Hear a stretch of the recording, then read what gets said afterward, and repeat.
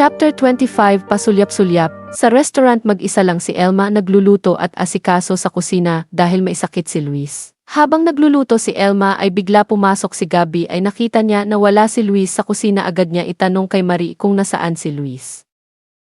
Marie, nasaan si Chef Luis? Kung kailan marami tao kumakain dito ngayon, saka pa siya wala. Sabi ni Gabby. Sir, masama po ang pakiramdam niya, kaya hindi siya pumasok dito sa restaurant. Sabi ni Marie. Ah, ganun ba? Sabi ni Gabby. Kinuha ni Gabby yung apron at sinuot niya ito, tapos lumapit siya kay Elma habang si Elma mabalik na balik sa kalan at kitchen island. Elma, tulungan kita. Sabi ni Gabby. Wag na sir. Baka napagod pa kayo. Sabi ni Elma. Sige na, ako na maghihiwa mga sibuyas. Ikaw sa kalan, batayin mo yun, luluto mo baka magsunog. Sabi ni Gabby. Sige po. Sabi ni Elma. Lumipas 5 minuto, habang naghihiwa si Gabby ay nakasulyap siya kay Elma, habang si Elma naluluto, at dahil sa nakasulyap si Gabby kay Elma ay nahiwa ni Gabby ang daliri niya at napasigaw si Gabby. Aray! Pasigaw, sabi ni Gabby. Narinig ni Elma yun sigaw ni Gabby, agad lumapit si Elma kay Gabby. Sir, ano nangyari sa'yo, ayos lang kayo? Nag-alala, sabi ni Elma. Okay lang ako, maliit sugat lang ito. Sabi ni Gabby. Nakita ni Elma dumugo na ang kamay ni Gabby. Ano, maliit sugat lang? Nagdudugo na yun sugat mo. Wait lang, kukunin ko yun first aid kit. Sabi ni Elma.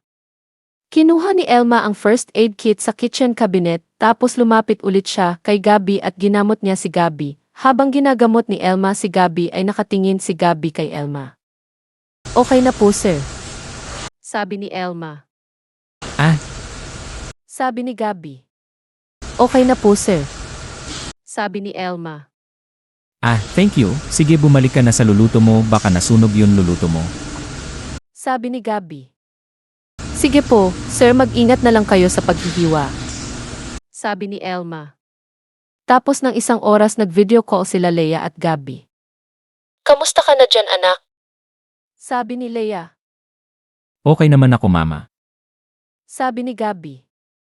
Yun restaurant, kamusta?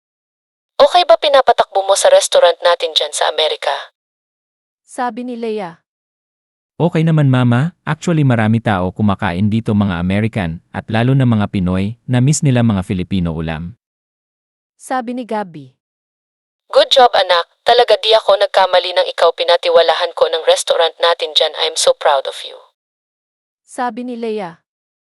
Thanks ma, mama, may tanong ako. Sabi ni Gabby. Ano yun, anak? Sabi ni Leia. What if nagkagusto ako sa isa staff natin dito, papayagan mo ako na magligaw ako sa kanya? Sabi ni Gabby. Basta mabait tao, sino ba yan? Sabi ni Leia. Si Chef Elma. Sabi ni Gabby.